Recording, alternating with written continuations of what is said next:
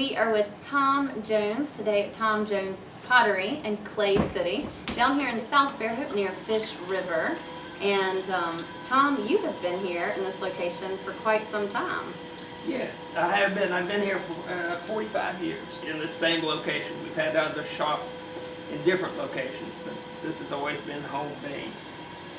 And here at the store, people can also shop, but as we can see, you work here too. Yes. And it was originally built in 1940. Have you, over time, expanded this, or has it always kind of looked like this?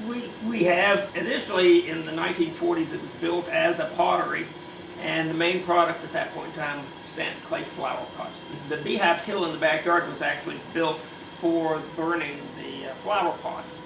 And while I have been here for all this time, I've never used it because it has a really small opening on it. You have to crawl in to get inside. But the front end of the building is actually the original building. And then as the years progressed, they added on the east section. And later on, we put on this side of the building in the early 1980s. So how did this all begin? How did you get started with your pottery? I started when I was in the 9th grade in high school at the organic school. I met Edith Harwell, who was a teacher at the organic school, and so she befriended me, and I just fell in love with the craft and was actually able to borrow one of her kick wheels for several years. This building had been built, like we were saying, in the 1940s, but was just used as a storage.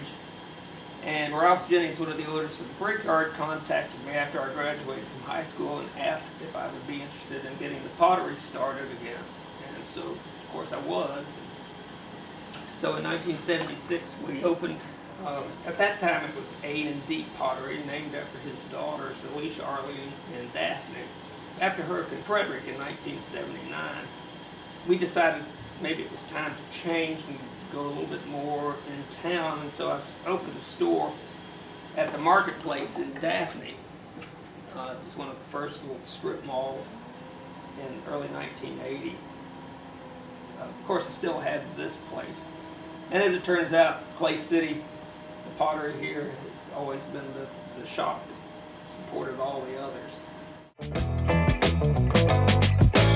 And some of your clay is here from our local clay deposits, right? Correct. Well, that was the primary reason we were here until early 2000. We used the clay right off the property directly behind the building here. Now we get a lot of our native clay from Highway 27 dirt off of 181. But the bulk of my product is now made out of a commercial clay we have shipped in from Ohio. Is there anything unique about our clay here that you like to include it for? It's a very good quality clay. This clay is a clay, the commercial clay, is considered a porcelain type stoneware, but at really high temperatures it starts bloating and melting.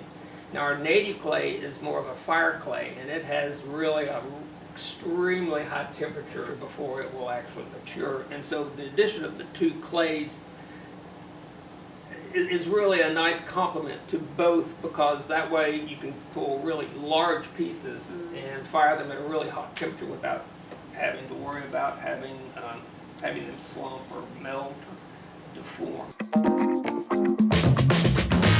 So you've been doing this really since the late 60s, and so you have seen so much change probably throughout Fairhope in all those years. What was it like here in Fairhope and along Fish River back when you started with Tom Jones Pottery? It was really, really very different. When we first started, the brickyard was in operation, and the roads leading into Clay City were just gravel.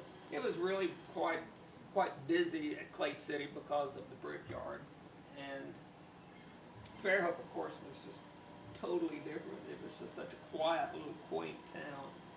As you've seen things progress and change, you even mentioned that Fairhope used to shut down on Thursdays? Correct. It was very curious, and I don't know what the idea was behind it, but at noon all the businesses would close their doors for half a day and then reopen on Friday, which was just always really very curious, like I said. Well, and now everything seems to stay open on Stay all the Thursday. Yes. Well, Tom, I thank you for your time and letting me watch you create your art. It's so interesting. I love your pieces. If you would like to come and check out Tom Jones Pottery here in Clay City, he is open typically 6 days a week. He stays busy. Tom is often here, and so is Liz Philbrick, who's an artist that displays her art here. And you can talk to them about their work and pick out your pieces. They're beautiful, Tom. Thank you for coming. Yeah, thank you. Enjoy Appreciate your having time. you visit, Ann.